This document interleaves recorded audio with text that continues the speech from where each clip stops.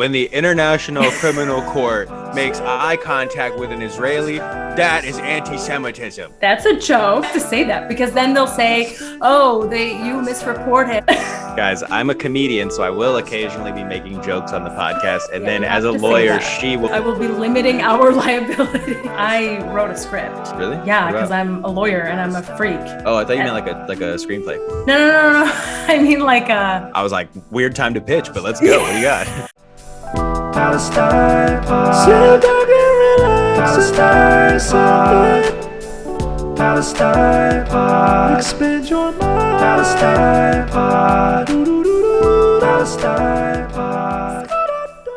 Welcome to the very first episode of the Palestine Pod, the weekly podcast where we break down the latest headlines dealing with Palestine and bring you stories, commentary, and interviews with the aim of spreading awareness about the Palestinian struggle for justice and equal rights. Yeah, that was much better when you did it. Welcome, everybody. My name is Mikey B. You may know me as Michael Schertzer or Mikey Intifada if you're Hasbara. My name is Lara E. You might know me from Instagram as @GazanGirl. And for this very first episode, we wanted to introduce ourselves to you, our viewers, and share with you what drove us to create this space, this podcast. Tell me about yourself and how you got into, well, you're obviously Palestinian, but tell me how you got into activism. Well, I mean, being Palestinian, I'm obviously, since a very young age, I've been acutely aware that my family had gone through something that led to our removal from our homeland, and in particular, our inability to go back. And, at the same time, the food that we ate at home and, the Arabic dialect that we spoke at home and, the embroidered dresses, that we would be gifted for holidays, all of that was Palestinian, but yet this place, Palestine, we were away from it. And, there was no plan to go back, not because we didn't want to, but simply because we were not allowed to. And so I became curious to learn that story, our personal story and why we couldn't go back. And I came to learn, that it was because part of our homeland was under a very brutal military occupation, and the rest of it had been turned into a state that would not allow us to go back to our homes because we were not Jewish. And if we go back in time to about 100 years ago, my great-grandmother and her family were from the city of Yaffa. And in the 1920s, they moved to Gaza. And at the time, these two cities were Palestine, right? So today, Yaffa is considered Israel. And of course, Gaza is its own separate, fragmented entity. But at the time, it was all Palestine. And, there's only about 40 miles that separate the two cities, but they could not be more different from one another today in their conditions. Yes. And so my grandparents were born and grew up in Gaza, all four of them. And as a result of the creation of the state of Israel, on top of the majority of historic Palestine, large numbers of Palestinian refugees were pushed out of their cities, which became Israel. And many of them were pushed down into Gaza, but of course also the West Bank and neighboring Arab countries. And large, swaths of Gazan farmland was also taken and eventually became part of Israel. Around the 50s or so, the situation in Gaza was pretty difficult, my grandfather tells me. And eventually my grandparents settled in Kuwait in 1955, and they were never allowed to go back to Gaza. But also living in Kuwait, they were never allowed to become citizens. So my parents were born stateless, which is a very common feature of the Palestinian story. This is not at all a unique situation. In fact, many millions of Palestinians today remain stateless. And I too was born stateless in Kuwait. And so, there was this notion of, okay, well, so I guess we'll just live here as long as they let us live here, right? And we'll be stateless. And that's, what the plan was. But then in 1990, following the Iraqi invasion of Kuwait, we had to flee Kuwait. And so here we are, made refugees once again. And that's how we ended up in the US. And I ended up growing up in the suburbs of Chicago. And so when I look back on my own personal story in the last few, generations, I see that it's one that's marked by displacement and statelessness and forced exile. And I think to say that this affected me is really an understatement, because actually the entire outcome of my life was fundamentally altered because of the creation of the state of Israel on top of Palestine. And, the same goes for the other 13 million Palestinians in the world. And as I mentioned, we are the world's largest refugee population. And so I think it was a combination of a lot of things, my personal story, but also just this feeling of being like really profoundly disturbed by all forms of injustice, and then feeling, a human responsibility to speak out against injustice. But also a very unique and personal responsibility as a Palestinian-American who had this space and who had a voice in a country that was very specifically responsible for what was taking place in Palestine. And for those of our listeners who don't know, the US gives Israel every year $3.8 or so billion in aid. Israel's the world's largest recipient of US foreign aid. And the latest aid package, the $38 billion aid package over 10 years, was actually signed by the Obama administration. The United States frequently and almost without fail shields Israel from any form of criticism, whether it be in the United Nations by exercising its veto power when it can, or just on the world stage more generally. When the International Criminal Court recently came out and said that they were thinking about investigating Israel for war crimes, which everybody knows they're guilty of, the United States did pretty much everything but throw actual bodies in front of the investigation.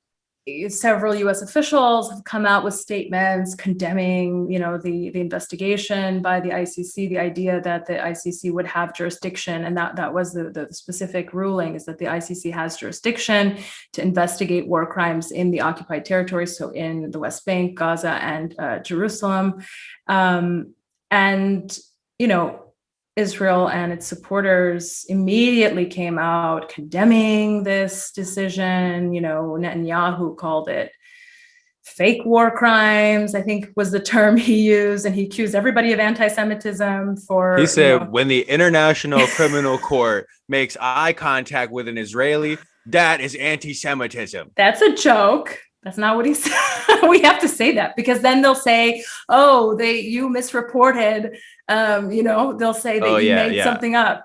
Guys, I'm a comedian, so I will occasionally be making jokes on the podcast, and then as a lawyer, she will be letting people know that they are jokes. I'll be correcting you, and I will be limiting our liability for defamatory statements. And that is why we work well together. Okay. Exactly. But yeah, so that's the thing, is like, I'm just a human that's disturbed by injustice. And I see that I have a unique role being Palestinian, but being American, to address that injustice. And so I feel like I have to do whatever I can to try to remedy that. When I was in college, I was also making these connections between militarism and imperialism. And I was really involved in the anti-war groups at my university. So I was constantly organizing rallies, speaking at rallies, protesting the US-led wars on Afghanistan and Iraq, and making the connection between that militarism and also US support for Israel. So that for me was, really essential. And also like reading also at the time, Noam Chomsky, Norman Finkelstein, Ilan Pappé, Rashid Khalidi, obviously Edward Said.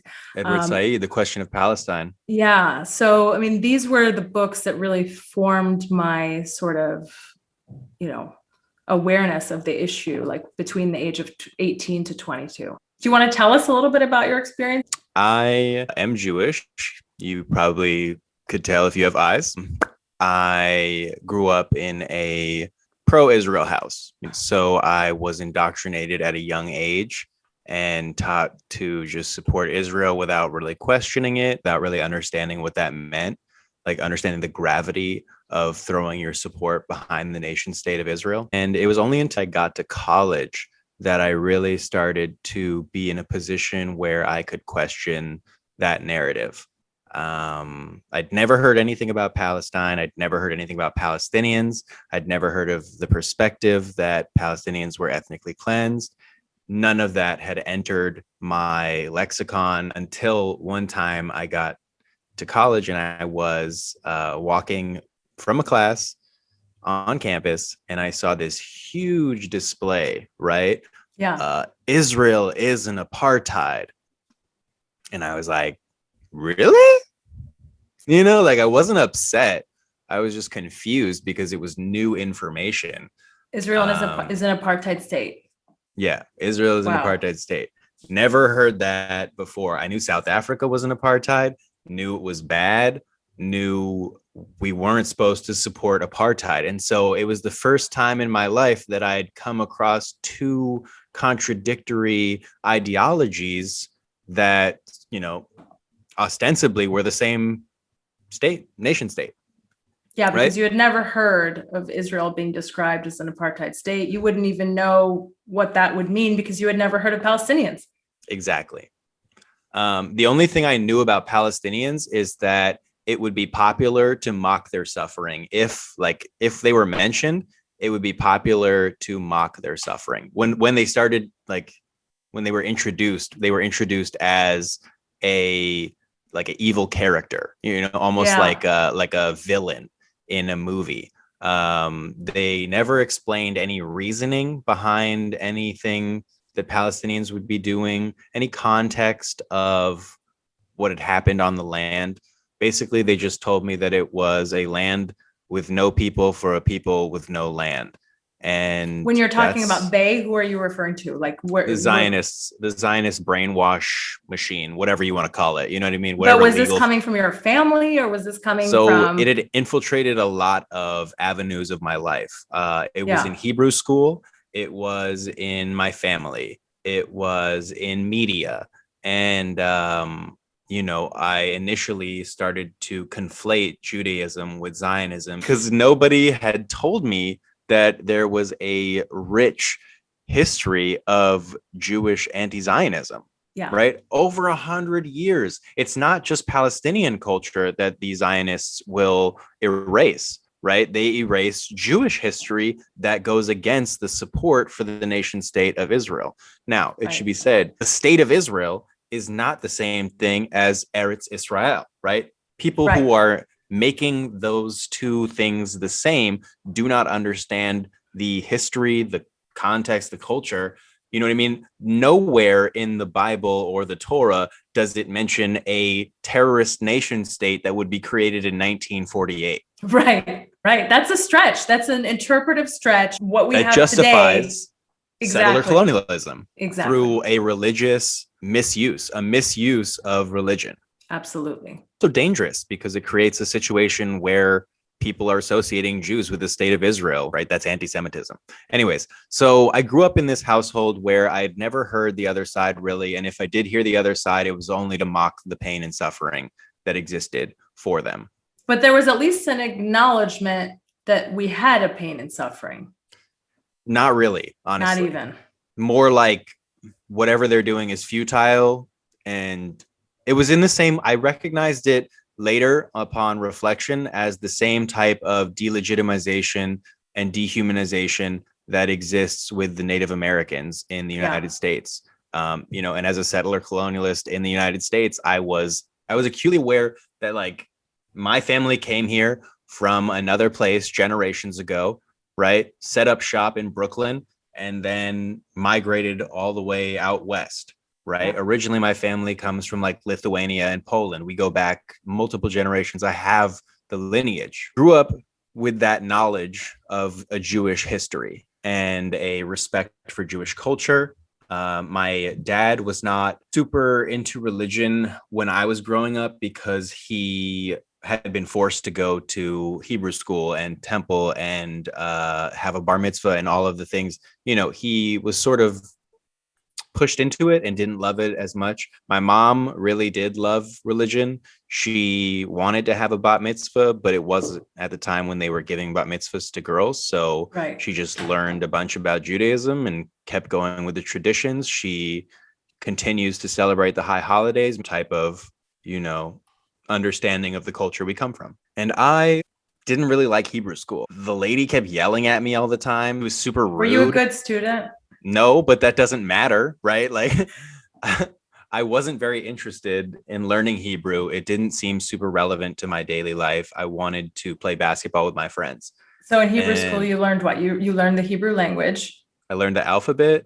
I learned how you read from the Torah. Read from the Torah, exactly. And then you have classes on Jewish history. Yeah. Yeah.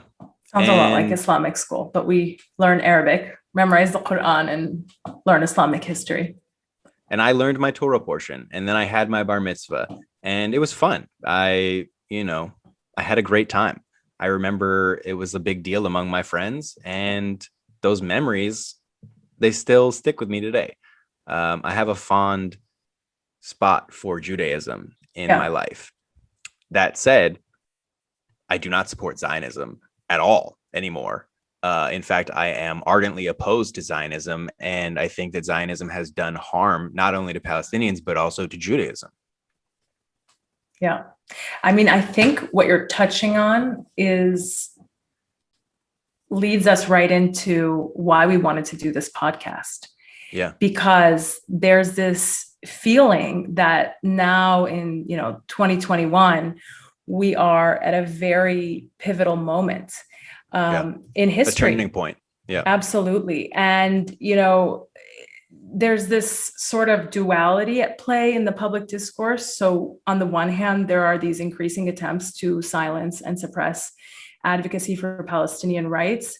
But at the same time, I feel like more and more people are becoming aware of the reality of the situation, and that certain of the tired cliches that we were sort of accustomed to hearing before, like, oh, Israel's the only democracy in the Middle East, they are proving to be completely irreconcilable with the facts on the ground. And it's happening in a public way that, it's not just me saying this, but now you have Israeli organizations that are saying this, that are prominent. You have other Jewish American organizations that are evolving on the issue. And I think that's what's really important. So when you're talking about this sort of, evolution that you've had, I'm kind of also thinking about some of the recent events that have taken place. So for example, the B'Tselem report. B'Tselem, of course, is the leading Israeli human rights organization, which a few weeks ago came out and concluded for the first time in their 30-year history that Israel is an apartheid regime. And this again is a departure, is a shift from the work that they used to do previously, which was focused primarily on just documenting the human rights abuses of Israel in the occupied territory. So they were limiting themselves to the West Bank and Gaza and East Jerusalem. But now, they've come out and just said exactly what is happening on the ground. They've come out and said that in the entire area between the Mediterranean Sea and the Jordan River, the Israeli regime implements laws and practices and state violence, which is designed to cement the supremacy of one group, Jews, over another, Palestinians. What did you know about Israel growing up? Not much. I knew that there were people that were trying to get me there every year, and they were like, don't you want to go to Birthright? Don't you want to go to Birthright? And I was like, hey, y'all may have a mistake because I was born in New York. You know what I mean? I don't know what you're talking about.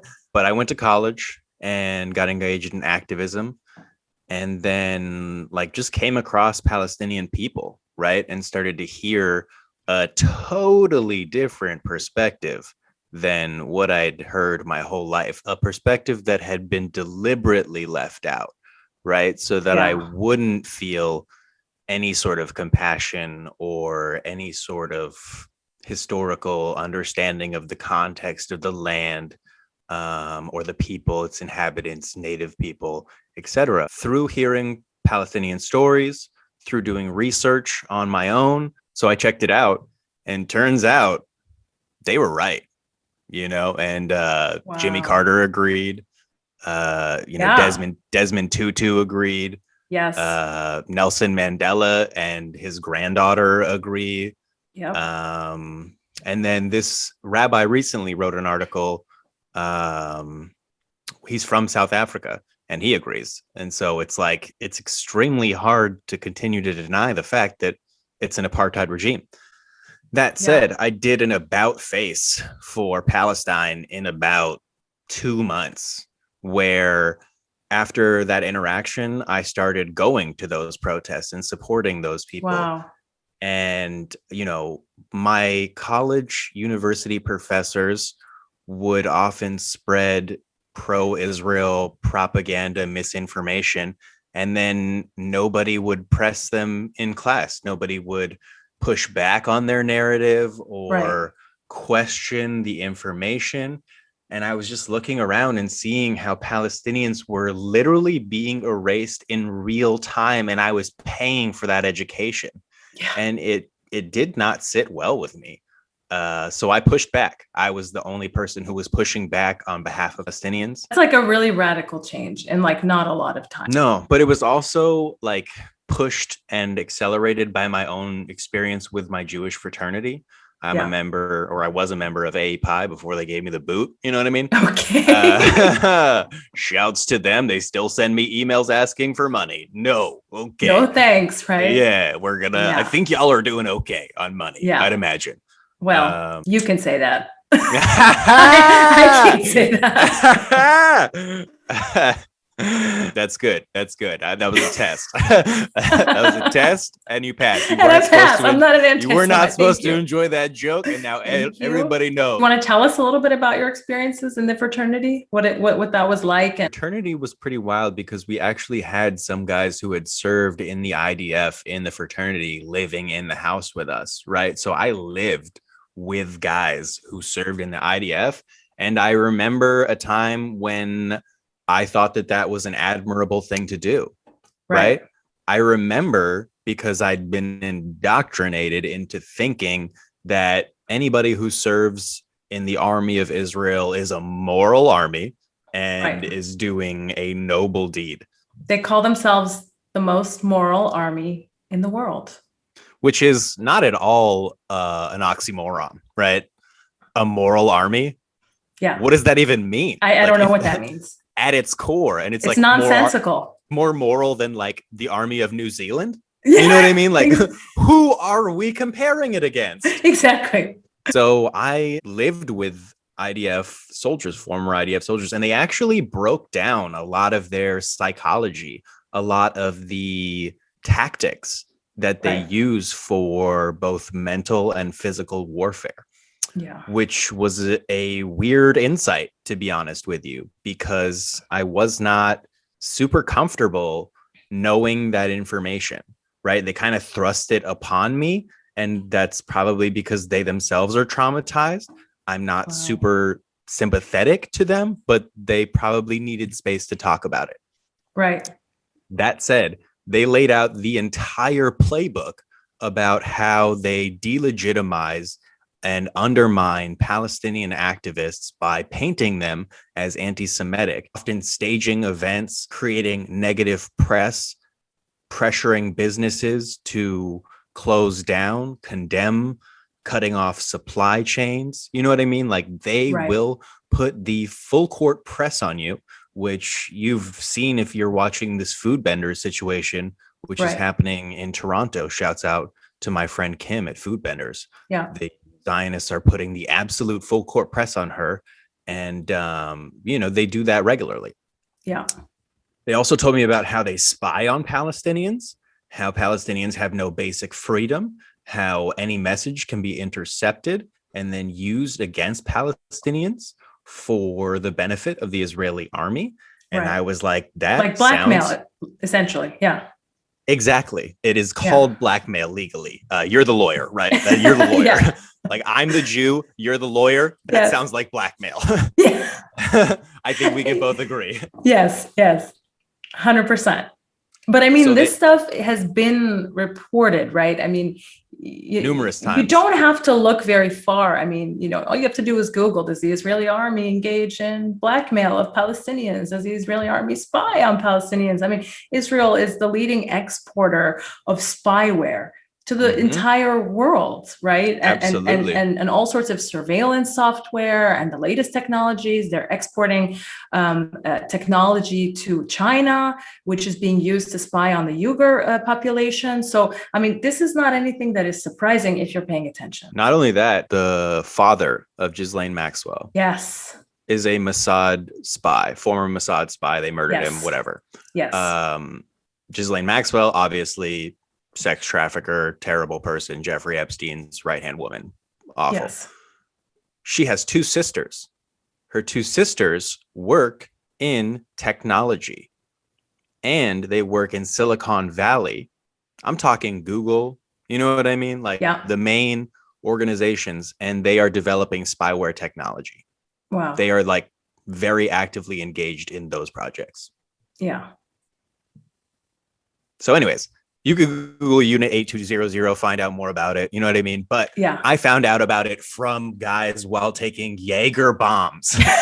You know what I mean? And so it was just a very strange experience for me because it was literally at the same time that I was walking on campus and saw the Palestinian demonstration, right? So it sort of all happened like a perfect storm to change the way that I thought about it. And I started listening to other Jews who were anti-Zionist. So I started listening to Noam Chomsky. Who were some of the scholars that you read, the authors, the historians that you learned from, just so if any of the listeners want to start educating themselves, who can they reach out to and whose sources can they look into? I started reading Noam 100%. Chomsky. And me too. I mean, Noam Chomsky radicalized me when I was 18 years old. That was the start of my political journey. As well as Norman Finkelstein. Yes. And Norman Finkelstein's radicalization himself radicalized me, right? Yes. I watched that speech where he was confronted by people talking about the Holocaust. Yes. And he said, I don't like to pull this card, but both of my parents died in the Holocaust. And, or like he literally said every member on both sides of my family was exterminated. Yeah. And so, that idea of crocodile tears, the fake tears that people cry, it really struck home with me because I'd seen a lot of the weaponization of anti-Semitism, just the usage of the Holocaust in a way that I didn't feel super comfortable with. I didn't feel like it honored the Holocaust. I didn't feel like it recognized the contemporary injustices that are going on, both in Israel and in the United States. Started reading, like Malcolm X is one of my huge inspirations, Assata Shakur. I also took an interest in the Black Panther Party. I saw the parallels between the Black Panthers and the Palestinians. Yeah. And I looked deeper and found that Huey Newton himself was a huge advocate for Palestinian liberation. Palestinian liberation has been linked with the Black liberation movement. Yes.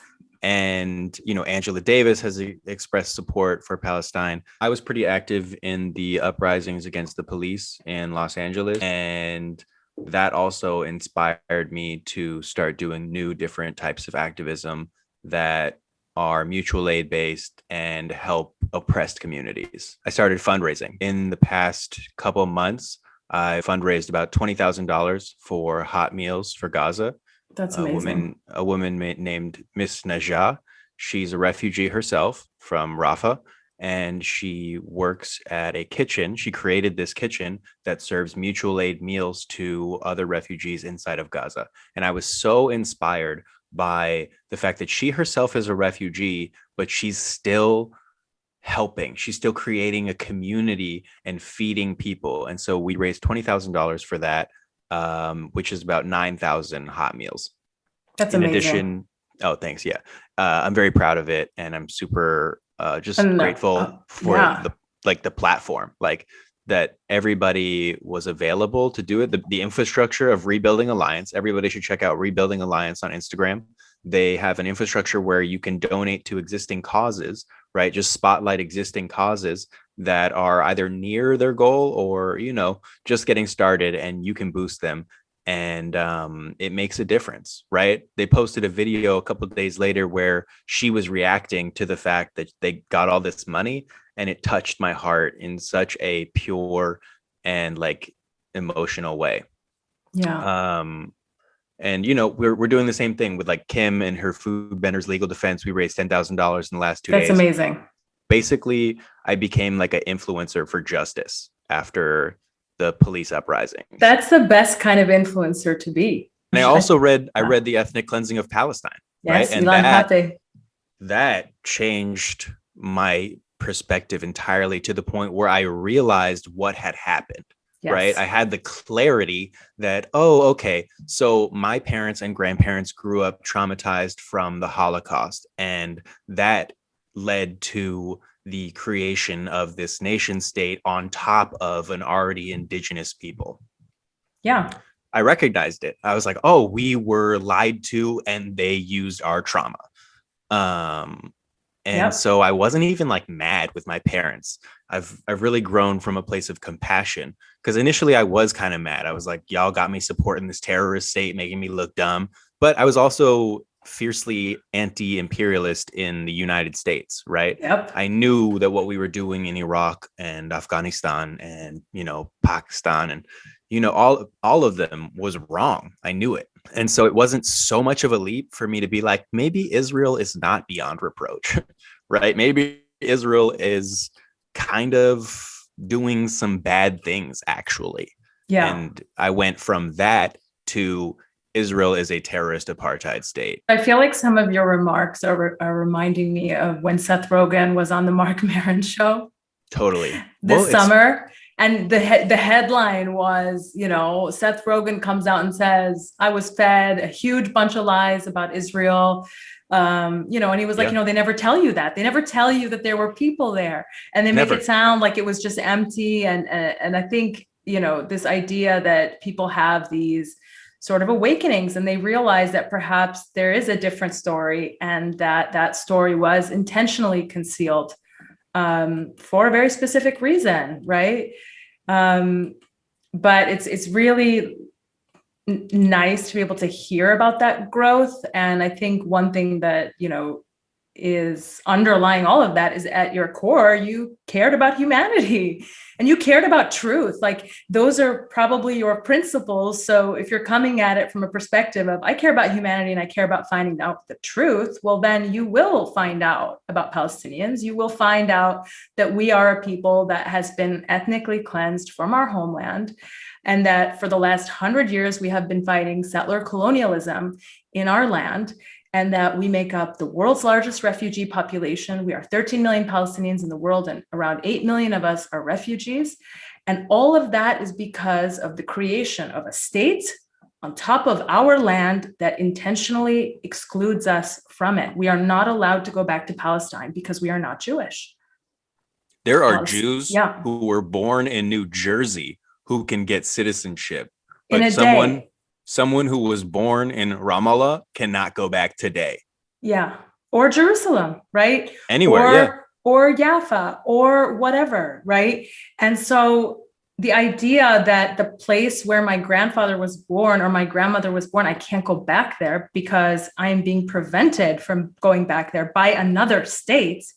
It creates this unique situation in refugee law. Most refugees are refugees because they could go back, but it's dangerous to go back, right? You know, like the country would allow them to go back, but they face, you know, war, or there's some risk of persecution that is unique to them that makes it dangerous for them to go back. In our case, we're all willing and we want to go back, but we're not allowed to go back because the state that has been constructed on our very land is preventing us from doing so. And it has really essentially prevented us from doing so since its inception. I mean, Palestinian refugees were supposed to make their way back to Palestine after the Nakba in 1948. And ever since the establishment of the state of Israel, Israel has made it impossible for us to do so. And they started enacting very quickly various measures, various laws that slowly but surely made it impossible for us to go back. And this extended beyond the territory of just Israel proper. We also, Palestinians who were made refugees from the areas which were occupied in 1967, the West Bank and Gaza, and were expelled from those territories, also can't go back to those territories. So it's just this clusterfuck. It's a messy situation where, when you look at the map today, right, what I call historic Palestine, what am I referring to? It's the piece of land that existed before 1948, okay, which today is comprised of Israel, the West Bank, Gaza, right? This is historic Palestine.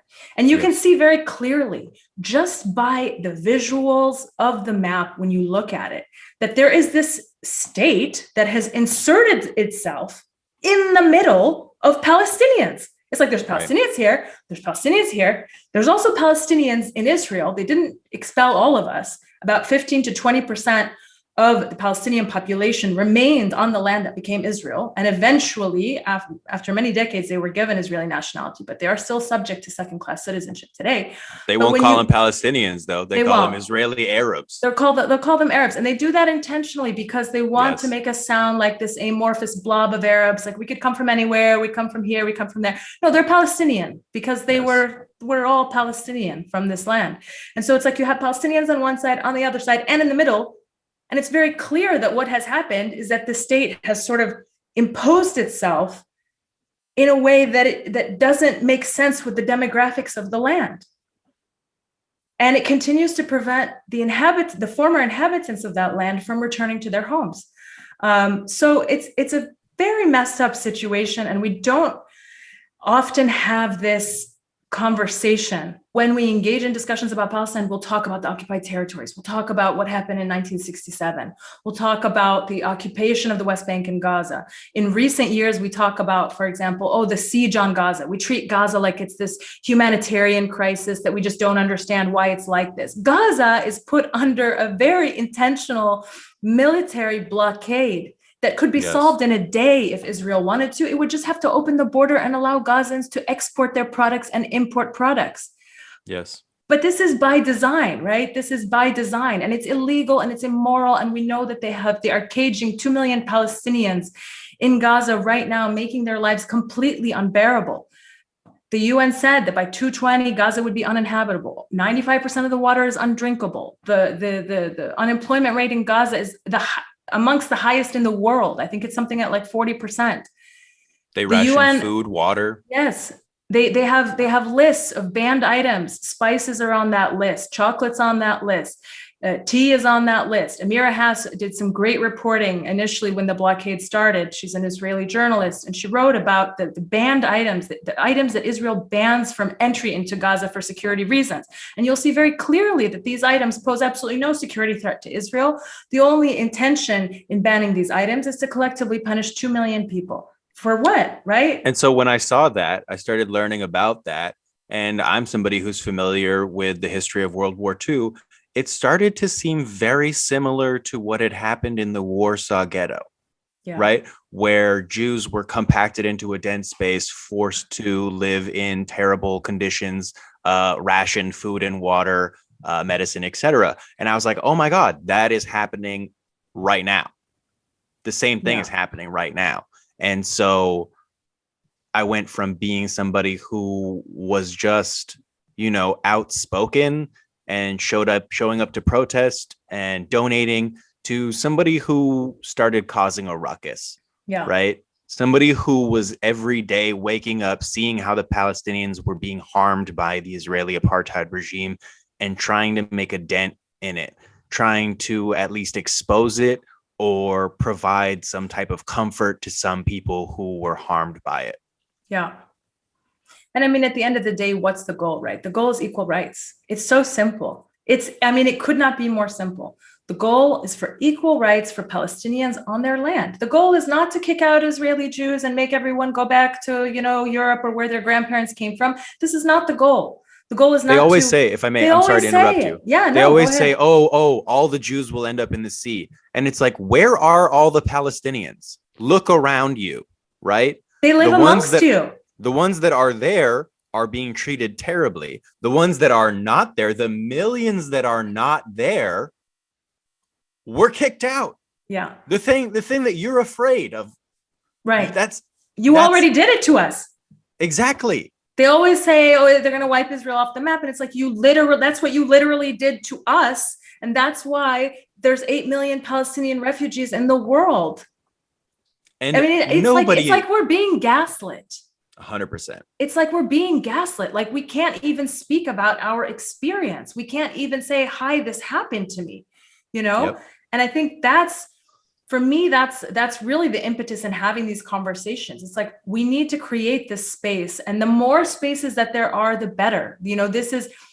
There's a lot of other people doing podcasts. There's a lot of people, obviously, on YouTube and speaking out, and I encourage all of it, because the more spaces that we have memorializing Palestinian stories and experiences, the better, because we're creating a public record, right? Yes. The generation of Palestinians who survived the Nakba now are, very old.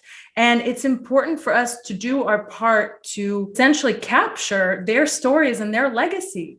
We have a duty to document it for the absolutely. future. Yeah, absolutely. In the same way that I'm able to watch footage of Jews who survived concentration camps, it is important for Palestinians to be able to watch footage of Palestinians who survived the Nakba. Yes. That and displacement thereafter, because the idea is the Nakba is not this singular event that happened in 1948 only. No, it's never stopped. Exactly. We are living an ongoing Nakba. And for those of you that don't know, the Nakba is an Arabic word for catastrophe. And it really refers to the ongoing, continued expulsion, displacement, dispossession of Palestinians from their homes. And it is continuing until this day. I mean, it seems like every day I open, my browser and I see a new article about Palestinian families that had their houses demolished in East Jerusalem because the Israeli army came by today and expelled an additional dozen families or so. I mean, it's ongoing. And then on top of that, there are settlements that were approved, right? Absolutely. So they demolish the house and then build 900 new settlements. You know what I mean? It's like on Palestinian land. So it's a very continuous process of ethnic cleansing that we have been living, and we have been resisting it. And for those of us like myself who are, on the outside, being forced into exile, we also have this really unique position because we're able to speak out and we have platforms, and, we're in the US or in Europe. And I think it's really important for us to use our voices. I know that that's one of my primary motivations. Like I feel this immense responsibility as a Palestinian-American, as a lawyer, as an activist, as somebody who is genuinely disturbed by all forms of injustice. I mean, it's who I am. And I care about equality, right? Equal rights. It's so simple. Don't treat people differently. Don't discriminate. Give people equal rights. Like, if you want to know what the answer is and how you can have peace, you have peace by treating people the same, giving them equal protection under the law, giving them citizenship and full civil, economic, political rights. What if locking them in cages and subjecting them to psychological torture wasn't the best solution? Exactly. You know what I mean? What if we did something different? Yeah. Like, we don't need to go to 87 million rounds of negotiations over 40 billion years. It's so simple, and it's staring at you right in the face. And, like the end of apartheid, I mean, these things get to a boiling point. They get to a point where, the point of no return, where at some point it just becomes so unsustainable to continue to say that everything is fine, no problem, keep it moving, no problems here. And, it gets to a point where you just have to make a change. To the people who will be like, oh, the Palestinians have had so many opportunities to have peace and they've never accepted it. David Ben-Gurion once said that if he was a young Arab man, he would take up arms against the state of Israel. Yes. So I don't think y'all are being real with yourself. Anybody who is living in his house and one day wakes up and has to leave his house because somebody else is coming to move into it is going to understandably be very upset. Yeah. And it's not because we're anti-Semitic. It's because we were expelled from our homes. I hate that I have to break it down like this, but it's so simple. We just want to go back to our homes. And this idea that Judaism and Zionism are one and the same is actual anti-Semitism, right? Because if random Jews represent the state of Israel, then justifiably you could attack random Jews all over the world because you're upset at the policies of the nation state of Israel. But a ton of us don't support Israel, right? A ton of us are not super comfortable with the way that Israel is using Judaism to oppress Palestinians. There are many Jews who support Palestine. There are many Jews who tacitly support Israel, but they disapprove of the crimes, whatever cognitive dissonance that is, the white moderates. The idea that Judaism and Zionism are the same thing is anti-Semitism, and anybody who applies that logic is applying the same logic as the Yemeni creator who went around asking random Jews to say free Palestine. It's literally the exact same thing for a Jewish person to assume that I support Israel. And if I don't, then they call me a self-hating Jew, right? Yeah. Why would I hate Jews? Is it because you're assuming all Jews support Israel? That's the common through line. The way that Zionist Jews bully non-Zionist Jews, it creates a culture where everybody thinks that Jews support Israel, right? They're not disconnected. How can we expect other people from other communities not to make the assumptions that are being perpetuated in our own community? If we can't keep our own community in check when it comes to differentiating Zionism and Judaism, we're expecting Palestinians who've been ethnically cleansed by the state to do it? Yeah, I feel like we need to have a full episode on the distinction between Zionism and Judaism, because there's a lot of headlines and developments in this area, especially, formal attempts to conflate the two, and obviously reactions to those attempts. So I feel like we need to go into that in a whole episode on this. Israelis are always talking about, self-defense, but they never think about, what about Palestinians' right to self-defense? Do Palestinians have that right?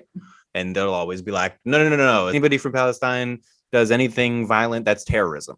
Right. That's terrorism. When in actuality, under international law, as an occupied people, we have a legal right to struggle. Resist. The UN said so. Yeah, we have a legal right to resist under international law. And even if the UN didn't say so, you have a moral right. Yes. Right? Like if somebody comes into your home and tries to take your things or harm you as a person, you are allowed to defend yourself, right? Yeah. Especially if they want to move into your home and kick you out of it, and also build multiple homes on top of your home. Or tell you that you can live in the bathroom and the pantry, but they get everything else. Yeah, and you can't use the water between certain hours. To pay 4 times more for the water than they do, and they get a pool and you don't. Yeah. Also, no medical visits for you, no doctor. So and they're going to put a checkpoint in your living room. Make sure that your papers are right. Hey, where have we heard can I see your papers before? Yeah. I'm just curious. You know what I mean? Yeah. As a Jew, I forget. Oh, no, I don't. You know what I mean? Okay. This is a situation which B'Tselem has said can only be described as apartheid. And of course, this comes on the heels of the 2018 nation-state law in Israel, which declared that only Jews have the right to self-determination. So if you look at this finding, this is really groundbreaking to see this from B'Tselem. They've come out and said that Israel is a Jewish supremacist state. And I think this is a discourse that will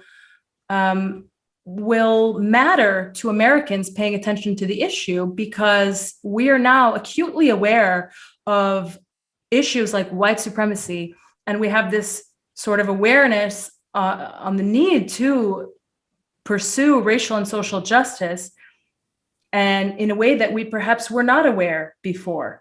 And I'm also reminded of the 2019 statement by Jewish Voices for Peace opposing Zionism. Before, their platform was very sympathetic to Zionism, and in 2019 they came out and said, look, Zionism is a dangerous settler colonial movement for Jews because it continues to hurt Palestinians and steal Palestinian land. And I think there's this awareness that is happening because these groups are assessing the situation for what it is. If you just look at the facts, if you look at the disparity in power, in treatment, in rights, you cannot but conclude that Israel discriminates against Palestinians because it does so by definition. Not only that, but that discrimination now with the nation state law has been elevated to sort of a constitutional principle, which will now pave the way for even more laws in the future that are going to discriminate against Palestinians.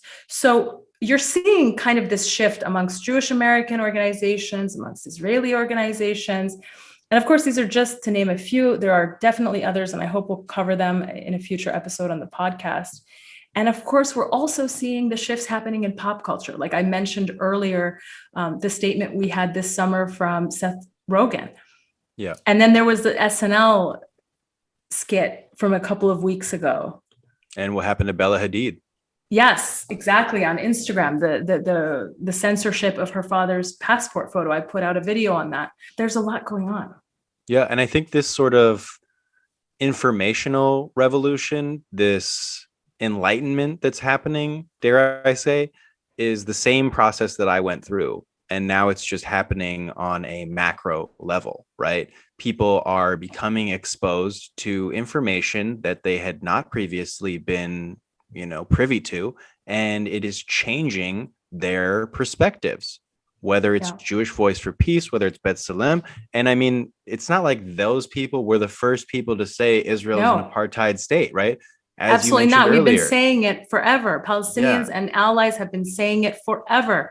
We have been screaming it from mountaintops, this idea that, Palestinians have been organizing for their rights for 100 years now. I mean, the first boycotts were in in the 1930s against Zionism, right? And now they're just being heard for the first time, really, on a national stage. Isn't that wild that it took over 100 years of true suffering, organizing, and strategizing before there was even some semblance of a voice for Palestinians in the mainstream narrative? What does that say? It means that the mainstream narrative has been crowded, has been populated, dare I say, manipulated by a PR machine that, conflates Judaism with Zionism, which is anti-Semitism in and of itself, and then uses that tool of weaponized anti-Semitism to shut down legitimate organizing for equal rights. We've tried everything. We've tried armed struggle. We've tried boycotts. We've tried, advocacy in the United States. We've tried absolutely everything. We've tried negotiations. You can't say we haven't tried negotiations, It's like that reporter recently. He was like, where do the Palestinians go? Where do they go? I saw that clip. Where do they go? Because the answer for Israel and the United States is absolutely nowhere. Yes, that was in keeping response. It 100%. That was in response to the U.S. position that the Palestinians should not go before the International Criminal Court. So when we try international law, we're told, no, you can't do it here. When we try boycotts, we're told, no, you can't do it here. When we try any form of organizing protests, speeches at universities, we're told, no, you can't have that speech. They cancel our Zoom lectures. They try to suppress our voices in all sorts of venues. Yeah. And so it's like, okay, what do you want us to do? How do we file a legitimate complaint for the very real discrimination and unequal treatment that Palestinians face? Where do we go? And I think the answer is that they want you to have nowhere to go. Right? That's the point. The Zionists want Palestinians to have literally no outlet so that they can just continue to oppress and steal land and murder people and sexually assault people. Oh, I know. Well, go to Israeli military court where the rate of conviction for Palestinian protesters is 99.9% or something. That's like an actual statistic. And that is if you are lucky enough to get a trial as opposed to just being shucked into a jail cell for being of age, I guess, being 15 years old. You know what I mean? Yes. So allegedly throwing rocks. There's literally no basis for the reason that people are jailed for multiple years without trial, right? Yes. Israel has a lot of people don't realize, but Palestinians can be held in Israeli military prisons without ever going to trial in a system called administrative detention, 6-month sentences, which can be renewed indefinitely. Just for the record, something that the Nazi regime did as well. People don't realize that but they put a lot of Jews in jail for their political beliefs. They murdered Jews with guns before they murdered them in extermination camps. People only want to talk about the Holocaust in the context of the concentration camps and then forget everything that led up to that. Did they start in concentration camps? You know what I mean? It really bugs me that people compartmentalize the Holocaust in such a way that they use it to justify the current oppression of Palestinians. And if you were at all honoring our ancestors as Jews, you would be standing up for the Palestinians right now. My grandmother, who just recently passed away, before she passed away, she told me she knew what Israel was doing was wrong. She said she went there in the 90s and that there was so much promise, right? She believed that there was a possibility for coexistence. She reconsidered, right? She knew that it's a bad place and what they're doing to the Palestinians is bad. If you are willing to accept what is factual, it's the only conclusion you can draw. But if you're willing to live in this, fake reality where Zionism only means the self-determination of Jews, nothing to do with Palestinians, where is the self-determination happening? At whose expense? Right? Even cultural Zionism requires a Jewish state, right? Which is inherently prejudice. You are creating a tiered system of existence. If you say it's a Jewish state, which they have, by the way, Bibi said it's a state for the Jews.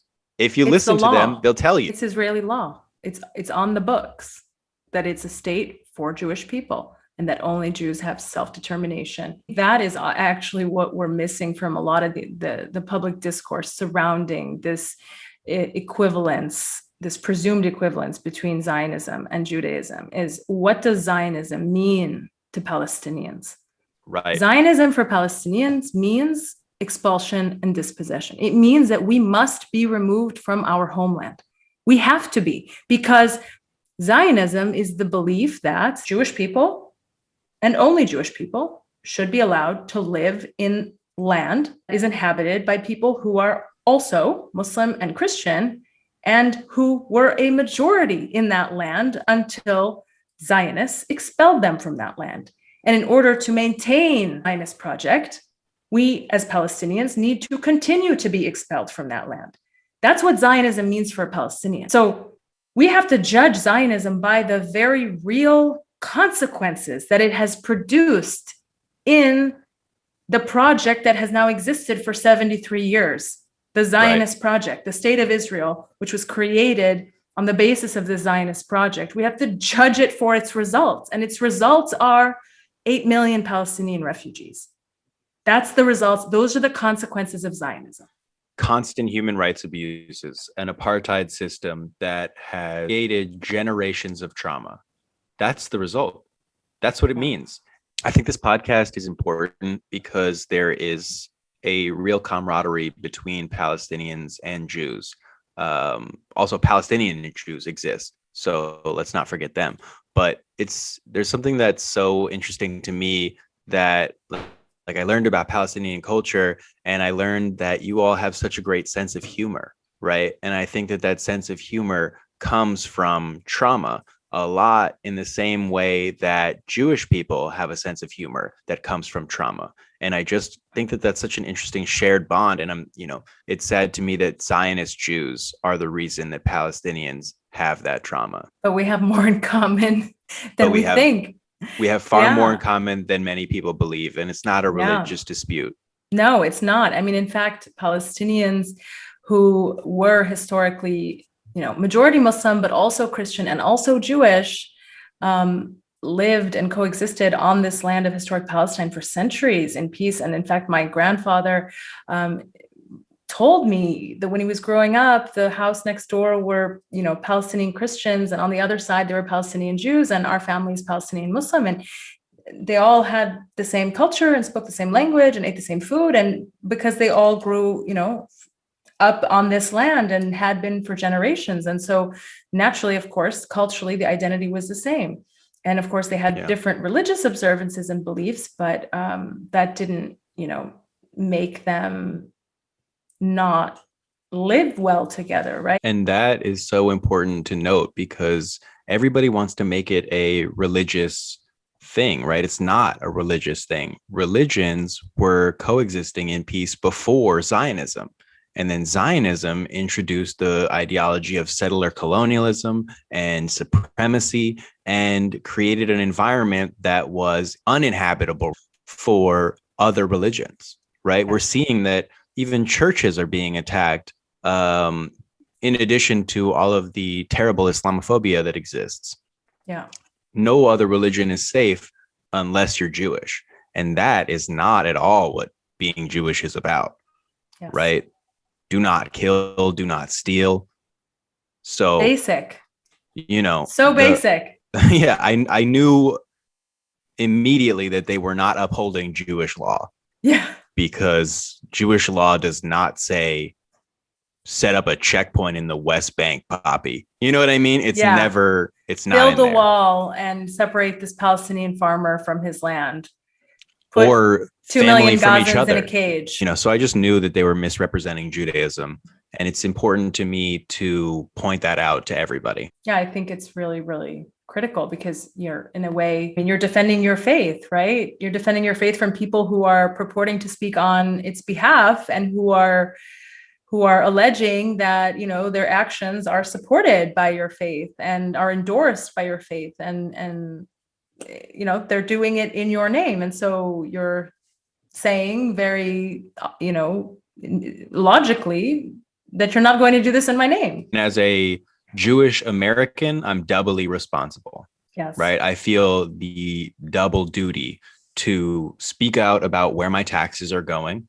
Right. My taxes are being used to fund oppression. And as a Jew, how my religion is being used to displace and murder Palestinian people. And I'm very against both of those things. And I think that that's a reasonable position, honestly. I think it's very reasonable. Yeah. I would encourage anybody else to try and push back on that. You know what I mean? From what angle are you going to tell me it's okay to murder and displace Palestinian people? Because it's not the Torah. Don't bring it up to me. I'm in, And also, even if you interpret the Bible literally, which makes you a religious fanatic, by the way, God is not a landlord. The Bible's not a lease. It's not a legal document. Your argument does not hold up in court or in the court of morals. Court of morals. Yeah. The jury has returned. The jury has returned with a verdict. And guess what, Poppy? It ain't looking good for y'all. Yeah. Guilty by the jury of the court of morals. I like that. Yeah. And you can come see the Court of Moral Appeal if you want, but we got the same judges. We're an authoritarian court. Yeah. So isn't that weird? Isn't that familiar for you? One quick thing. People are like, oh, Jews can't colonize Palestine because Jews are indigenous. If it's not colonization, why did y'all run up with guns and bulldozers? Secondly, even if Jews are native, which not all are, some Jews are native, some Jews are not. Even if they were native, you can still colonize because you are a foreign occupation to the existing indigenous population. So based on the definition of colonization, you fit that characteristic. But like you say, even if you're native and some are native, what do you mean by some are native? Are you referring to the Palestinian Jews that I was Palestinian referring to? Jews. Palestinian Jews. You're not referring to people in Europe, because this is what they're telling me. They're telling me, they're in Europe, but if you look at their DNA, then their DNA shows. Hey, you know who was super interested in the bloodline of Jews? Nazis. When I say there are some Jews who are native to Palestine, I'm talking about Palestinian Jews. I'm talking about Mizrahi Jews. There were some Jews that stayed in Palestine for the entirety of the time, right? Yes. That's what I'm talking about. And many of them were anti-Zionist because a lot of them. Yes. Because they and many still are, right? Some of the most religious groups, the Haredi, the community, just the Orthodox community in general largely has a lot of anti-Zionism running through it. Yes. And that's because they, are fundamentally committed to the faith of Judaism, which does not at all say take up arms and steal land. People will be like, oh, Michael's not like a real Jew. And it's like, hey, do you know that the real Jews are being hosed down in the streets of Jerusalem for opposing Zionism right now? Know that? It's like they're trying to get civil rights out there. What are you talking about? We used to see a lot of Orthodox Jews, and then there were Jews from a movement called the Natura Kartai. Kartai. Are they also Orthodox? Those are Orthodox Jews, yeah. Those are Orthodox, yes. They come out and they're very anti-Zionist, and they're always supporting Palestinians at Fiercely rallies. anti-Zionist. Fiercely And anti-Zionist. Jewish.